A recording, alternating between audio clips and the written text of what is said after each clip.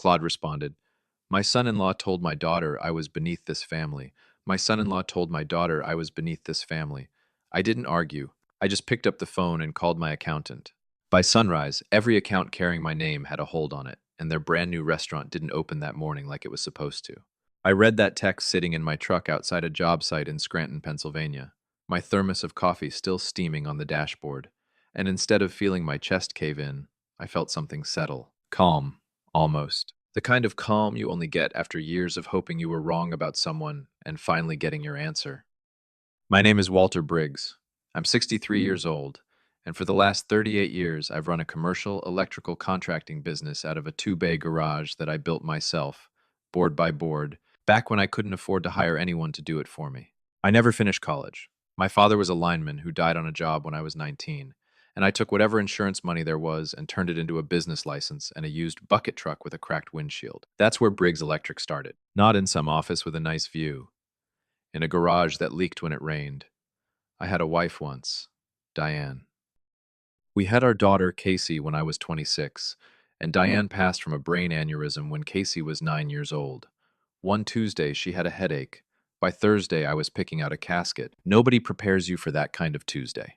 One minute, you're half of a family, and the next, you're the only adult left standing in a house that suddenly feels too big and too quiet at the same time. So I raised Casey alone. I learned how to do a French braid from a pamphlet a hairdresser gave me out of pity, because YouTube didn't exist yet and I was too proud to ask anyone twice. I learned which cereal she'd actually eat versus which one she'd just push around the bowl.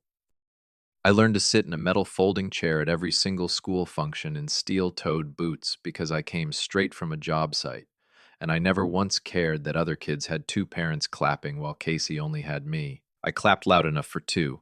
People think being a single father is about the big showy moments. It isn't. It's about the version of Tuesday I just told you about happening over and over in smaller ways. It's about memorizing that Casey was scared of thunderstorms, but only if she was alone in the room. That she hated the crust on sandwiches. That she used to fall asleep some nights at 10 years old with her hand resting on my forearm like she needed proof I was still there. I never remarried. I told myself it was because I didn't have time, running a growing business and raising a kid solo. And that was true.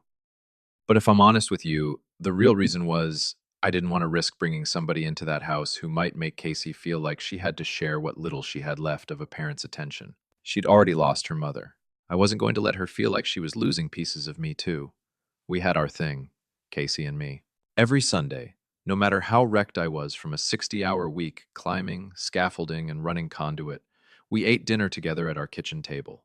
No television, no phones face down between us.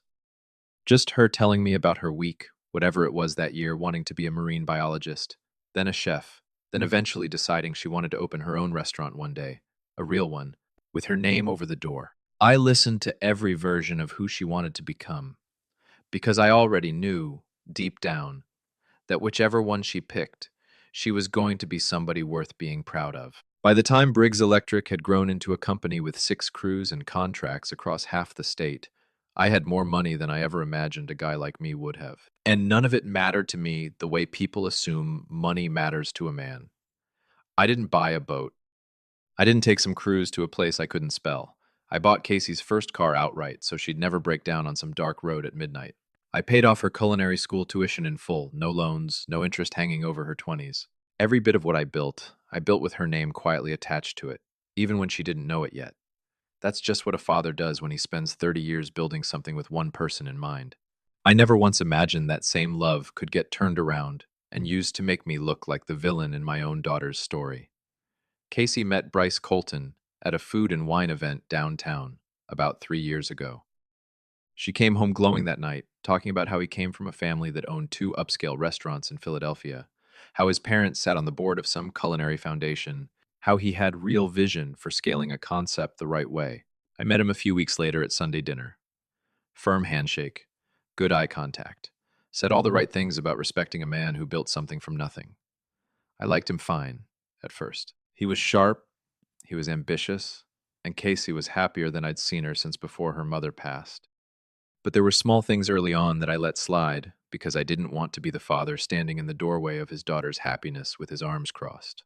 Little comments about how his family had real hospitality money, not contractor money, always said with a laugh, except his eyes never quite laughed along with his mouth. He'd bring up his father's restaurant group and his mother's James Beard connections a little too often around me, like he needed me to understand exactly where I ranked. Casey either didn't notice or decided it didn't matter, because she was falling for the whole picture fast. And when you're falling that fast, you don't want anybody pointing at the cracks underneath it. I told myself I was being an overprotective old man. I told myself a guy who claimed to respect hard work would eventually respect mine too, once he actually saw it. I wanted so badly to be wrong about that feeling in my gut. For a while, I almost convinced myself I was. Bryce proposed on the rooftop of his parents' flagship restaurant, string lights and skyline behind them. And when Casey called me crying happy tears that night, I felt nothing but pure joy for her. The kind that wipes out every quiet worry you've been carrying without you even noticing. I told her I'd help however she needed, no question asked, because that's what a father does for the only family he has left. It didn't stop at the wedding, though.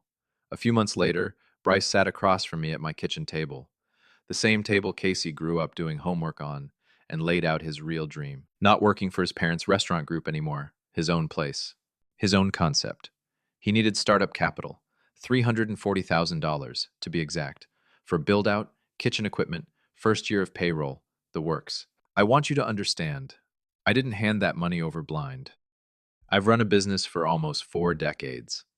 I know the difference between a real plan and a pitch dressed up to look like one. Bryce's numbers looked solid enough on paper, and Casey's name was on the concept too, so I told myself I was investing in my own daughter's dream as much as his. On top of that, I co-signed the commercial lease on the building downtown, because Bryce's personal credit alone wasn't enough to get a landlord comfortable without a guarantor.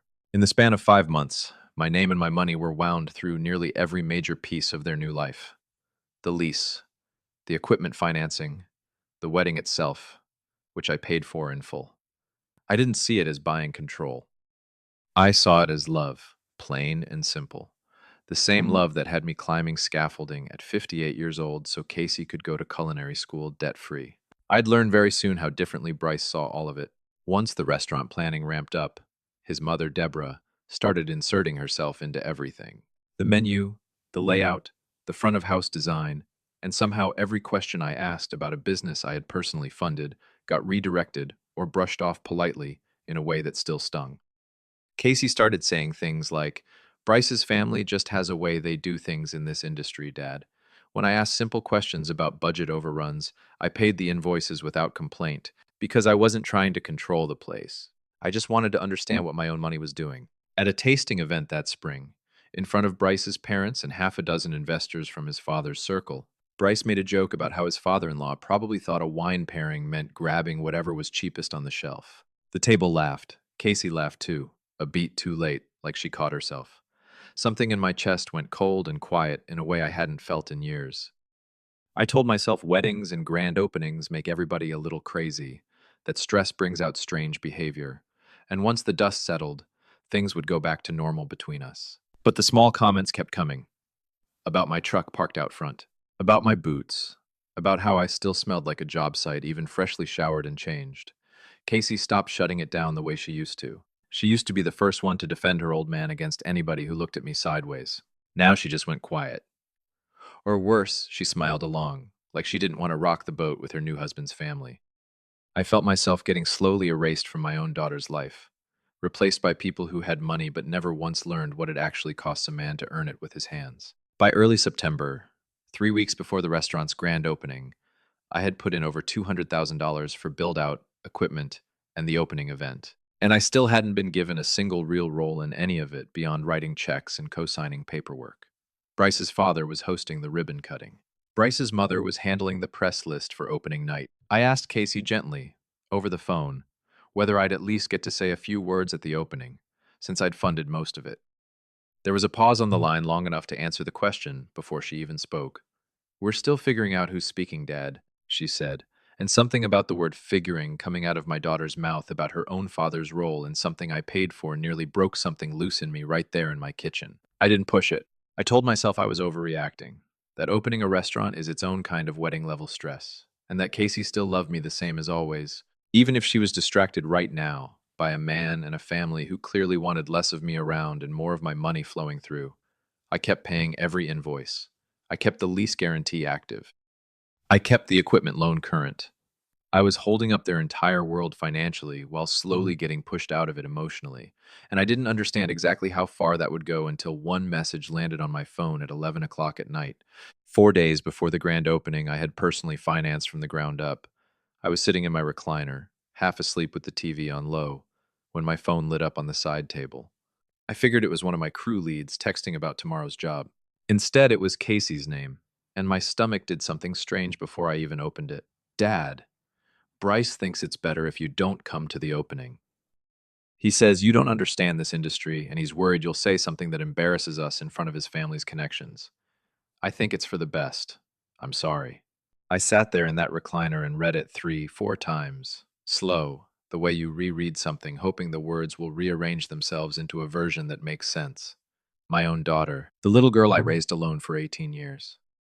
The woman whose restaurant I had financed to the tune of over $300,000, whose lease carried my signature, whose entire opening night depended on money that had my name stamped through every layer of it, was telling me I wasn't fit to stand in the room because it might embarrass her husband's family. I didn't call screaming. I didn't text back begging. I set the phone down on the side table, and I did something I hadn't done in a long time. I smiled. Not because any of it was funny, because for the first time in over a year, everything finally made sense. I knew exactly where I stood. And more importantly, I finally remembered exactly what I still controlled in their entire financial life together. I didn't move that night out of anger, because anger makes a man sloppy. And I've never made a sloppy decision with real money on the line in 38 years of running a company. I sat there until the TV clicked off on its sleep timer, and I thought it through the same way I'd think through a six-figure commercial bid. Here's what I knew for certain. The equipment financing was structured as a personal loan from me to Bryce's LLC, with a due-on-demand clause my lawyer had insisted on years ago, back when I first started lending money to contractors on handshake deals and got burned twice. The commercial lease had my signature as guarantor, which meant I had both the right and the standing to pull that guarantee with proper notice to the landlord. And the joint opening night account, the one covering the caterers, the press event, the liquor license final fees, had been set up with me as the primary holder since Casey and Bryce's business credit wasn't established enough yet to open it alone. These two people had built their entire new life on a foundation made of my money, my credit, and my name. And they just told me I wasn't good enough to stand in the room and watch it open. So at 7 the next morning, I called my accountant of 19 years, a steady, sharp woman named Renata Ibarra, who had walked me through every major financial decision Briggs Electric had made since I incorporated. I told her exactly what I wanted done. First, freeze the opening night account, which was fully within my rights as primary holder, since every dollar in it had come from my own transfers. She made one call, and by mid-morning, every pending payment to the caterer, the press coordinator, and the liquor distributor was placed on hold, pending my personal authorization. Authorization I had no intention of giving. Second, invoke the due-on-demand clause on the equipment loan, which meant the entire remaining balance, just under $200,000, was now legally due in full, effective immediately. A clause Bryce had signed without reading closely, because when a man that confident gets handed money that easy, he rarely stops to read the fine print underneath his signature. Third, I sent formal written notice to the landlord that I was withdrawing as guarantor on the lease, a process that would trigger an immediate review of whether Bryce's business alone could carry that commercial rent without my backing, since it never could in the first place. I want to be clear with you. I wasn't trying to burn my daughter's dream to the ground.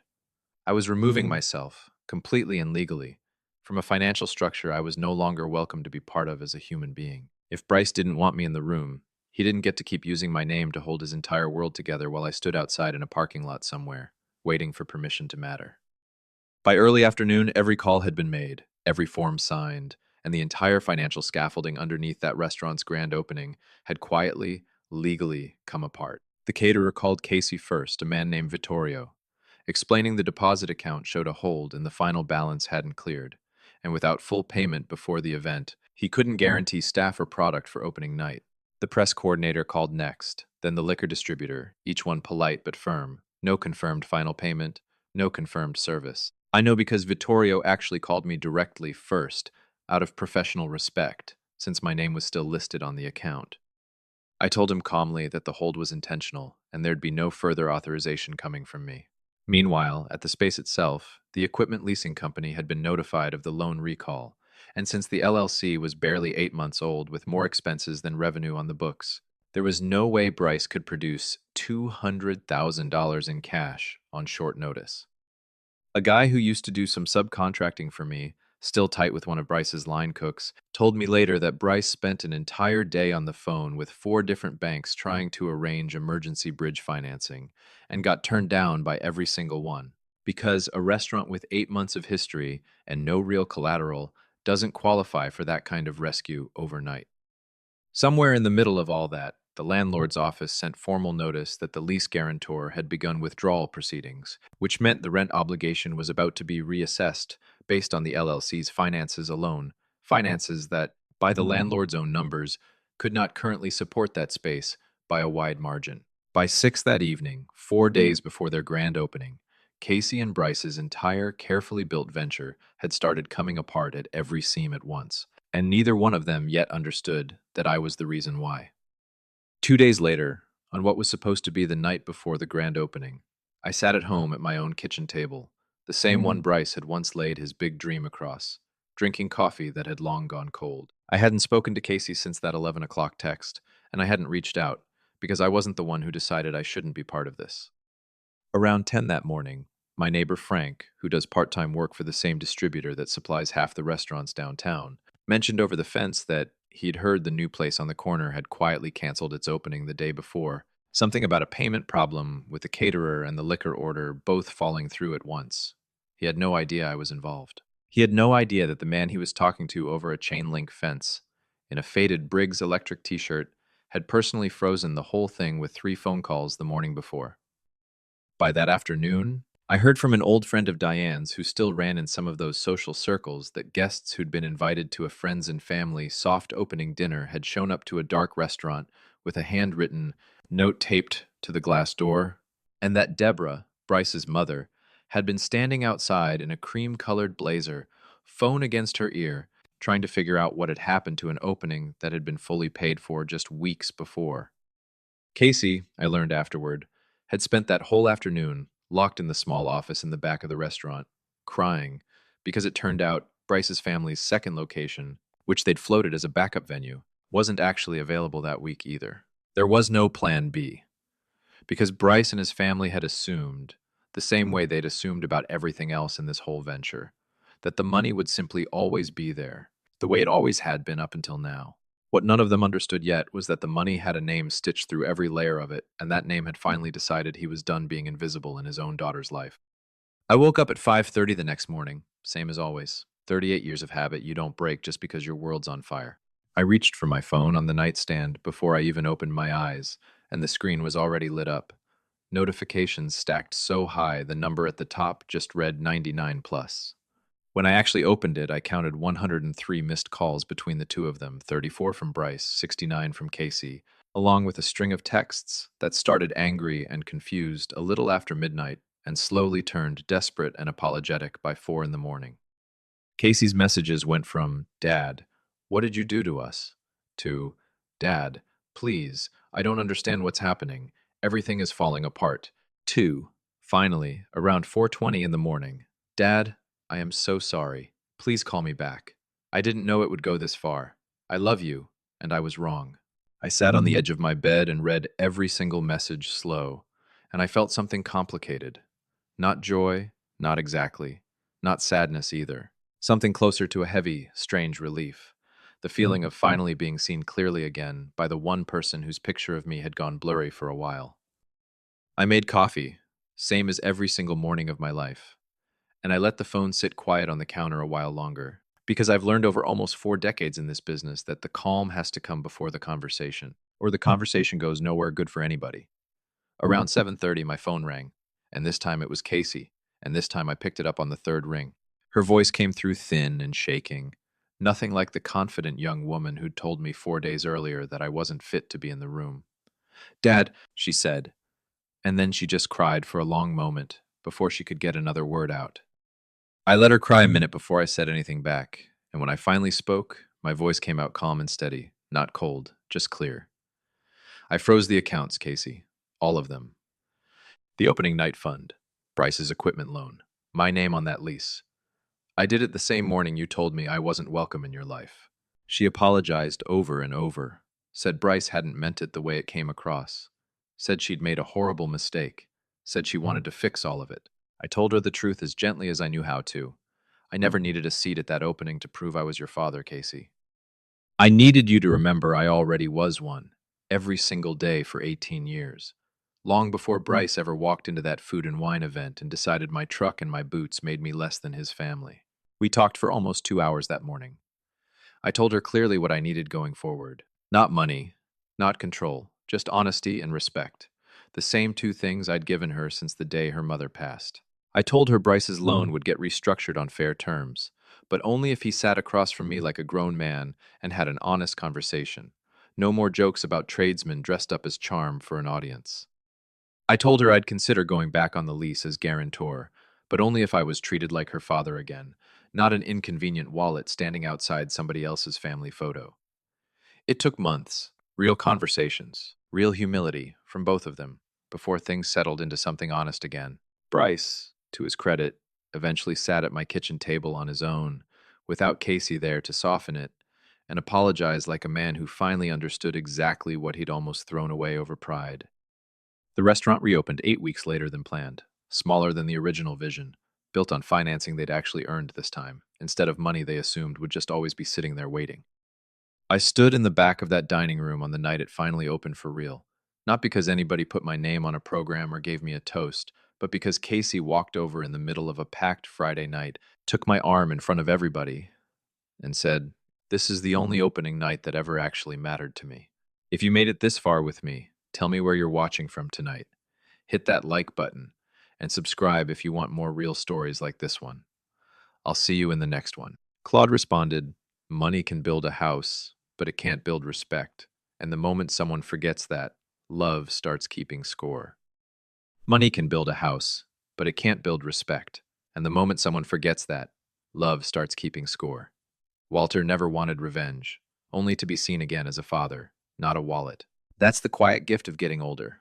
You stop needing applause, and you learn that real family shows up even after the doors have been closed and reopened. A small note for you. This story was written and fictionalized by AI purely for entertainment, though we hope its gentle life lesson still found its way to your heart.